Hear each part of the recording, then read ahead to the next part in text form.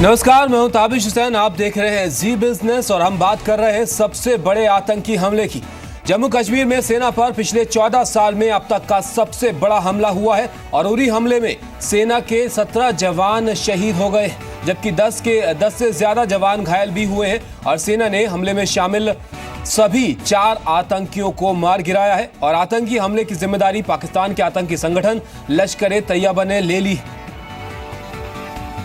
सूत्रों के मुताबिक एलओसी के करीब इस कैंप पर हमला करने आए आतंकी पीओके के रास्ते अंदर घुसे थे और सुबह करीब 5:30 बजे ये हमला किया गया। 5:30 बजे के करीब इन आतंकियों ने बेस कैंप के पीछे की दीवार को फांदकर अंदर घुसपैठ की और उसके बाद इस आतंकी हमले को अंजाम दिया गया, जिसके बाद खबर क्या आ रही है कि 17 जो जवान हैं वो शहीद हुए हैं और 10 के करीब जवानों के घायल होने की भी खबर है और ये जो 4 आतंकी थे इनको फिलहाल मार गिराया गया है।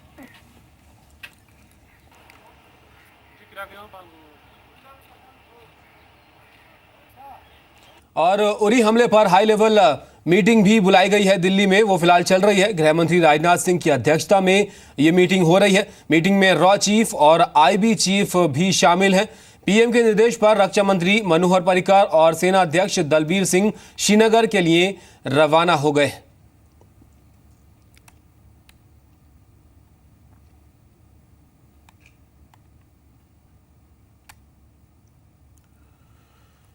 और जम्मू कश्मीर बीजेपी ने उरी में हुए आतंकी हमले को पाकिस्तान की साजिश करार दिया है।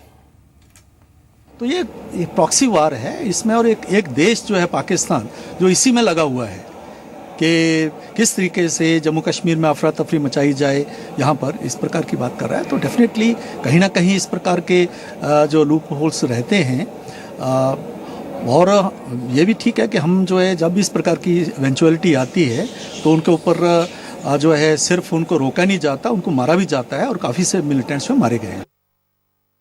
उड़ी सेक्टर के अंदर सेना की 12 ब्रिगेड हेडक्वार्टर के अंदर आज सुबह लगभग 4 बजे से 5 बजे के बीच में आतंकवादियों ने दीवार फांदकर पीछे से वहां हमला किया है। एक फिदाइन हमला हुआ है जिसमें जो प्राप्त जानकारी के अनुसार सेना के कुछ जवान हमारे शहीद हो गए हैं और 16 के करीब हमारे जवान जो हैं वो घायल हैं, जिनको श्रीनगर के सेना के अस्पताल में भर्ती कराया गया है। ये लश्कर-ए-तैयबा के आतंकवादियों ने पाकिस्तान के कब्जे वाले क्षेत्र मुजफ्फराबाद की तरफ से उनकी घुसपैठ हुई थी और लगभग 5 बजे के करीब सुबह ये हमला हुआ है। हमारे सेना के जवानों ने 4 आतंकवादियों को वहीं मौके पर मार मुकाया। और इस बात करने के लिए इस वक्त हमारे साथ विद्या जुड़े हुए हैं, मेरे सहयोगी विद्या। जिस तरीके से अंजाम दिया गया इस हमले को, जिस तरह से घुसे आतंकी और इस घटना को करार दिया गया, 17 जवान शहीद हो गए। साजिश तो बेशक है इसके पीछे, लेकिन एक बड़ी क्षति है देश के लिए।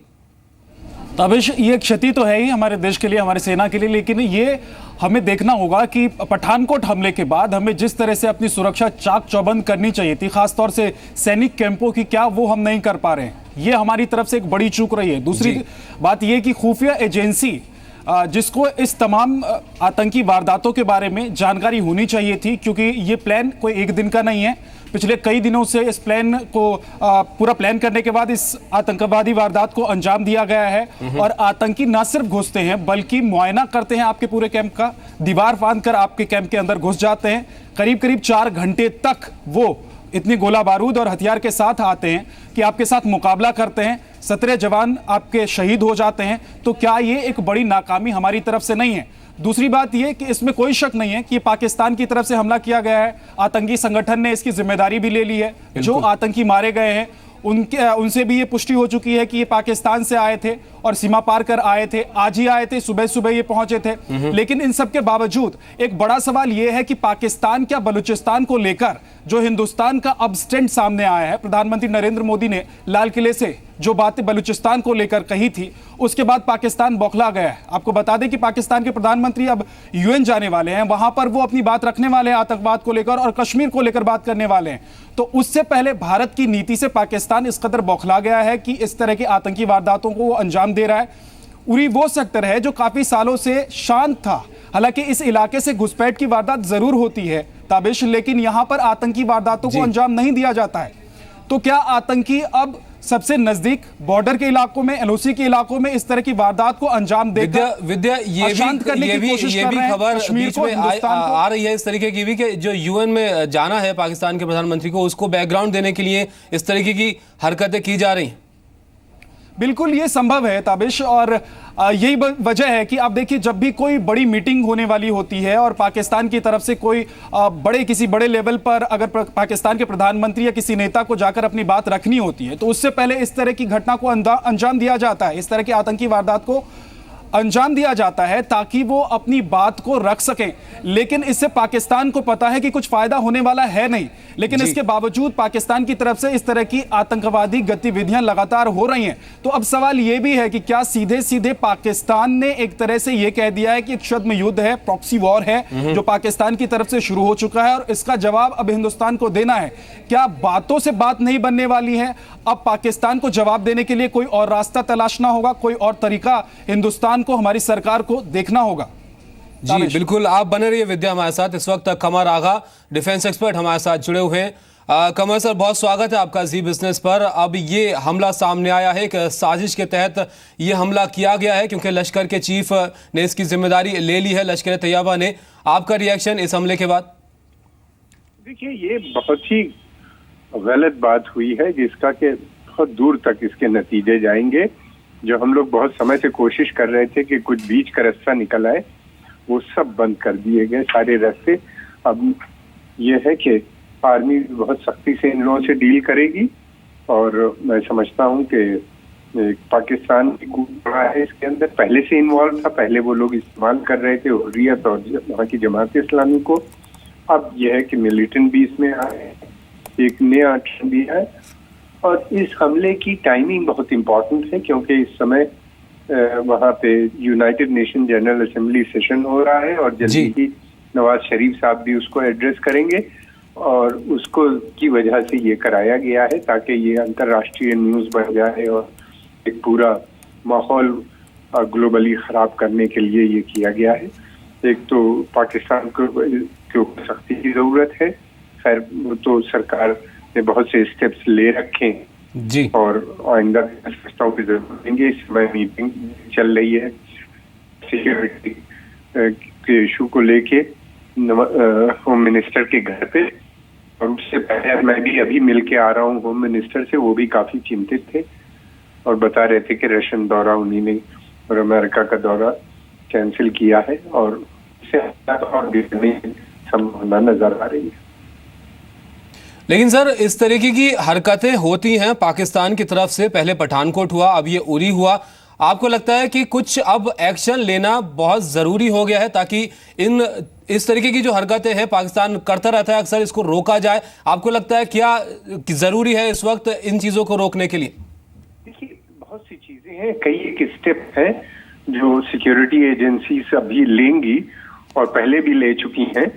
मैं समझता हूँ हम लोग को 1 घंटे का इंतजार करना चाहिए। इस समय होम मिनिस्टर और डिफेंस मिनिस्टर और सीनियर ऑफिशियल्स की मीटिंग क्योंकि उनके घर पे चल रही है जी, और ये 1 घंटे के इसके बारे में आ जाएगा। और ये है कि ऑलरेडी छूट है आर्मी को तरीके से डील करने की, लेकिन टॉपोग्राफी ऐसी है कश्मीर में, उसमें कोई भी सुरक्षा एजेंसीज को रोकना, खासतौर से जो इस तरह के अटैक होते हैं, सुसाइड बॉम्बिंग, उसको बड़ा मुश्किल होता है। इसीलिए वहाँ का एरिया ऐसा है, ये स्नीक करके आ जाते हैं, स्लीपर सेल्स हैं बने हुए। फिर उसके अलावा वहाँ पे हुर्रियत की इनको सपोर्ट रहती है और वहाँ पे लोकल सपोर्ट इन्हीं ने बना ली है, पहले से आ जाते हैं, काफ़ी पैसा होता है, ये बहुत ट्रेंड होते हैं और रिलीजियसली भी इनको बहुत मोटिवेट किया जाता है, फिर ड्रग पे रखा जाता है। तो रोकने की ये की कोशिश जरूर चल रही है, बहुत सालों से चल रही है, लेकिन मैं समझता हूँ कि ये इनको रोकना है। लेकिन ये है कि जो क्षति इनका जो ऑब्जेक्टिव होता है ना, ये पठानकोट में पूरा कर पाए ना यहाँ। ये जरूरी है कि 17 जवान शहीद हो गए, ये बहुत बड़े नंबर है और इसको कभी सरकार एक्सेप्ट नहीं करेगी। जी बिल्कुल, सरकार इसको कभी एक्सेप्ट नहीं करेगी, एक्सेप्ट करने लायक बात भी नहीं है ये। सर, कश्मीर में पहले ही जो हालात हैं वो ठीक नहीं है, अलर्ट पर पहले भी हैं, इस दौरान इस तरीके का हमला आपको लगता है कहीं पर चूक हुई है? नहीं, मैं नहीं समझता। सुरक्षा एजेंसी काफी सक्षम है। देखो, जब इस तरह के होती है जिसमें जब आदमी खुद ही मरने पर तैयार होता है, उसको रोकना बड़ा मुश्किल काम होता है। और ये बहुत समय से उनके स्लीपर सेल्स हैं वहाँ। दूसरी बात ये है, उनको एक वजह और होती है रोकना, क्योंकि इनको पूरी सपोर्ट जो होती है पाकिस्तान की ISI की मौजूद होती है। मिनट टू मिनट इनको गाइड करते रहते हैं थ्रू सैटेलाइट टेलीफोन्स, और कम्युनिकेशन इनका बना रहता है। उनके पास पूरे मैप रहते हैं कि अब तुम कहाँ जाओ, क्या करो, ऊपर से मैप लेते हैं। तो ऐसे हमले को रोकना तो बड़ा मुश्किल होता है। और ये पाकिस्तान की साजिश से बड़ी हमारी नाकामी है। ये नाकामी मैं नहीं कहूँगा कि एक सेटबैक जरूर हुआ है, एक बड़ा सेटबैक है और बहुत बड़ी चिंता है। और दूसरी चीज ये है कि जरूरत इस बात की कि पाकिस्तान पे और प्रेशर बनाया जाए। इस वक्त पाकिस्तान पे काफी प्रेशर भारत सरकार बना चुकी है, और इस वजह से इस तरह की चीजें और बढ़ती भी नजर आ रही हैं। लेकिन सर, जब ये लोग चाहते हैं इस तरीके की हरकतों को, वारदात को अंजाम दे देते हैं, नापाक मंसूबे हैं, ये तो जाहिर सी बात है। लेकिन इतना आसान इनके लिए होता है इस तरीके की घुसपैठ करना, या जो भी ये करना चाहते हैं डिस्टर्ब करने के लिए? नहीं, देखो, जब कोई मुल्क किसी इस तरह की बातों को सपोर्ट करने लगती है तो ये बड़ा मुश्किल नहीं होता। अगर ये सिर्फ इंडिविजुअल होते, कोई यहीं की बेस्ड ऑर्गेनाइजेशन होती, तो रोकना आसान था। आप देख लीजिए, नक्सलाइट हैं, उनको वो इस तरह की बड़ी हरकत करने में उनको बहुत समय लगता है और नहीं कर पाते कामयाब पूरे तरीके से। या आसाम का जो मूवमेंट है वो उतना नहीं बढ़ पाता। ये क्योंकि इनको पाकिस्तान की सपोर्ट है, इसलिए इनको काफी वो मिल जाता है। इनके पास पैसे की कमी नहीं होती, इनके पास असलहे होते हैं, इनकी बहुत हाई लेवल की ट्रेनिंग दी जाती है। इतने ही ट्रेंड होते हैं जैसे कि कोई एलीट फोर्सेस के लोग कमांडोज होते हैं। और फिर उसके बाद इनको रिलीजियस बहुत मोटिवेट किया जाता है और ड्रग पे रख के इनका इस्तेमाल किया जाता है, ड्रग पे दिया जाता है। ये प्रॉब्लम हमारे साथ नहीं है, इजराइल के साथ भी है। ये प्रॉब्लम बहुत से देशों के साथ है जो इस तरह के हैं। यूरोप में फ्रांस नहीं रोक पाता अपने यहाँ, उसके यहाँ इतने नीस में जिस तरीके की हरकत अभी हुई, एक ही दिन में 1700 लोग मर गए। फिर उसके अलावा पेरिस में बटाक्लॉन में 100 से ज्यादा लास्ट ईयर लोग मरे। तो ये इस तरह के अमेरिका में बराबर हो जाता है जहाँ पे इतनी बड़ी एजेंसीज काम करती रहती हैं। लेकिन हिंदुस्तान और यूरोप की स्थिति को क्या कंपेयर किया जा सकता है? नहीं, कंपेयर करने की बात नहीं कह रहा हूँ। मैं कह रहा हूँ सबको ये परेशानी आ रही है, और जब तक सब नहीं मिलके काम करेंगे तब तक इसको रोकना भी मुश्किल है। सर, सीमा पार जो घटनाएं हो रही हैं, जो वारदातें हो रही हैं, आतंकी संगठन जिस तरह से सक्रिय वहां रहते हैं, ये हम सबको मालूम है। पूरी दुनिया जानती है कि पाकिस्तान किस तरीके से आतंकवाद को पालता पोसता है। लेकिन सर, सवाल यह है कि अगर बातचीत से बात नहीं बन रही है तो अब आगे का रास्ता क्या होना चाहिए? देखिए, कई चीजें हैं, गवर्नमेंट के पास बहुत से ऑप्शन हैं। पहला ऑप्शन तो ये लिया गया है कि पश्चिमी देशों का प्रेशर और बढ़ाने की जरूरत है। जब तक कि पाकिस्तान के ऊपर सैंक्शंस नहीं, ये जंग अकेले भारत की नहीं है, सभी की जंगें हैं।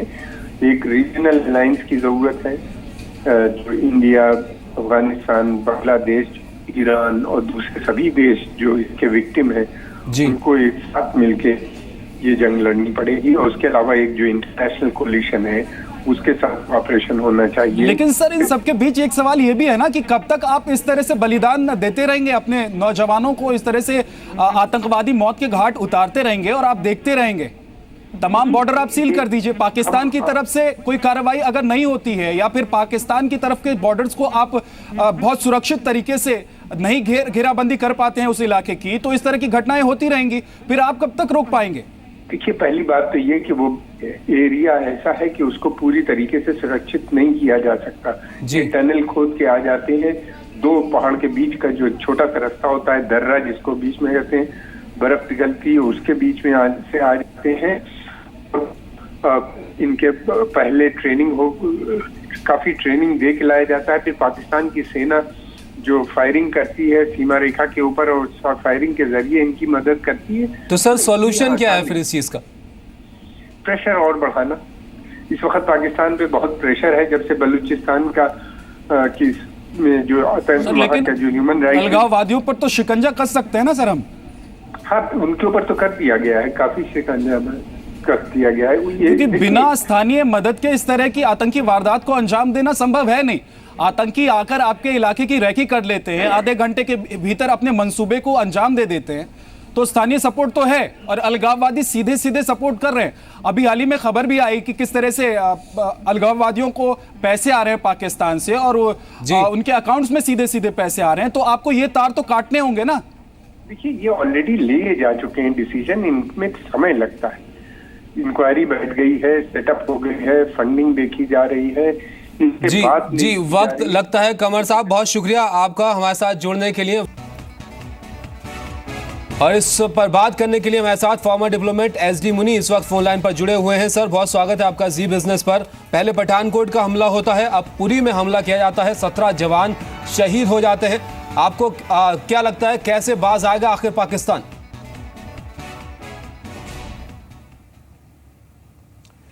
चलिए, लगता है मुनी साहब से संपर्क हमारा इस वक्त नहीं हो पाया है, संपर्क साधने की कोशिश करेंगे। फिलहाल विद्या हमारे साथ बने हुए हैं। विद्या, इससे पहले भी जो लश्कर तैयबा की तरफ से हाफिज सईद के बयान आए हैं सामने, धमकी भरे बयान सामने आए हैं, खुले में वो सभाएं वहां पर करता है और अब ये हमला हुआ है। इतने एक सुनियोजित तरीके से इस हमले को अंजाम दिया गया है। कोई इससे जुड़ा हुआ अपडेट पहले था हमारे पास? जी देखिए, इसमें ताबिश सीधे सीधे आतंकी संगठन तो काम कर ही रहे हैं, लेकिन पाकिस्तान की तरफ से भी साफ कर दिया गया है कि जो अलगाववादी हैं कश्मीर में, उनको वो मदद करते रहेंगे। पाकिस्तान की तरफ से उनको मदद मिलती रहेगी और कश्मीर का मुद्दा वो लगातार उठाते रहें, अंतर्राष्ट्रीय मंचों पर जाकर उठाते रहें। और जब उनको अब लग रहा है कि नरेंद्र मोदी की सरकार में या फिर इस सरकार में अब उनकी बात कहीं बनती हुई नजर नहीं आ रही है, अंतर्राष्ट्रीय मुद्दे पर पाकिस्तान अलग थलग पड़ गया है, तो ऐसे में ये जी विद्या आपको यहाँ रोकना चाहूंगा, मैं आपके पास अभी वापस आऊंगा। एसडी मुनी साहब फॉर्मर डिप्लोमेट हमारे साथ जुड़े हुए हैं। मुनी साहब, बहुत स्वागत है आपका जी बिजनेस पर। सर, हमला हुआ है, 17 जवान शहीद हुए हैं, कैसे बाज आएगा आखिर पाकिस्तान? सोची समझी है और इसीलिए होम मिनिस्टर ने अपना बंद कर पाकिस्तान जिस जवान को समझते हैं तो हमने अपना बॉर्डर इस तरह से।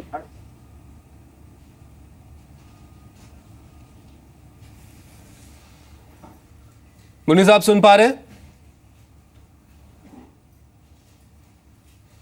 चलिए, लगता है फिर से संपर्क टूट गया है। विद्या के पास वापस चलते हैं। विद्या, बातचीत से आगे अब कुछ करने की जरूरत यहां पर नजर आने लगी।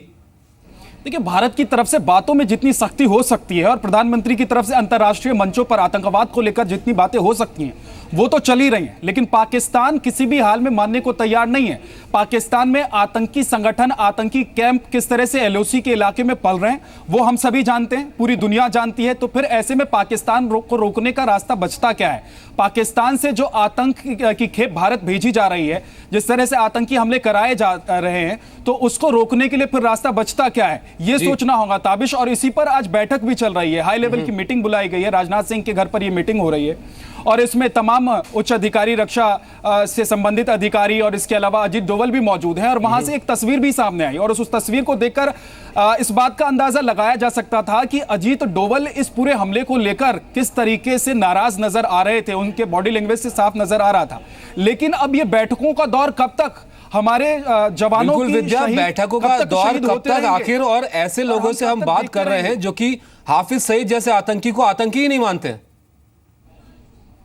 जी बिल्कुल, खुलेआम पाकिस्तान में उसकी सभाएं होती हैं, खुलेआम पाकिस्तान में बैठकर वो भारत को धमकाता है, खुलेआम वो बताता है कि उसके कैंप किस तरीके से चल रहे हैं और आतंकियों को मदद वो कर रहा है। इसमें आईएसआई का बड़ा हाथ है। देखिए, इस तरह के हमलों को अंजाम देने के लिए खुफिया तंत्र काम करता है और बिना आईएसआई की मदद से ये हमला हो नहीं सकता है। इस बात की भी पुष्टि बहुत जल्दी हो जाएगी। जिस तरह से आतंकियों के पास जो सामान मिले हैं या फिर आतंकियों के साथ जो आइडेंटिटी थी, उससे अब इस बात की पुष्टि हो चुकी है कि पाकिस्तान से आए थे और पाकिस्तानी आतंकी संगठन ने इस हमले की जिम्मेदारी भी ले ली है। तो धीरे धीरे और कलई खुलेंगी, पाकिस्तान की मुश्किलें बढ़ेंगी, लेकिन सवाल यह है कि हम सुरक्षित कब होंगे, हमारे बॉर्डर के इलाके सुरक्षित कब होंगे? सबसे बड़ा सवाल यही है कि आखिर हम कब सुरक्षित होंगे? ऐसे लोगों से हम कब तक बातचीत के जरिए ही निपटते रहेंगे जो इस तरीके की हमलों को अंजाम देते हैं, ऐसे आतंकियों को पनाह देते हैं? हाफिज सईद जैसे आतंकी वहां पर खुले में घूमते हैं, उनको आतंकी तक माना नहीं जाता है और इस तरीके की हमले वो अंजाम देते हैं और उसकी जिम्मेदारी भी ली है अब लश्कर तैयबा ने। फिलहाल हमारा नजर इस पर लगातार बनी हुई है। इस हमले से जुड़ा हुआ तमाम अपडेट हम आप तक पहुंचा रहे हैं। फिलहाल हाई लेवल की मीटिंग जारी है, उससे जुड़ा हुआ भी अपडेट आप तक पहुंचाएंगे।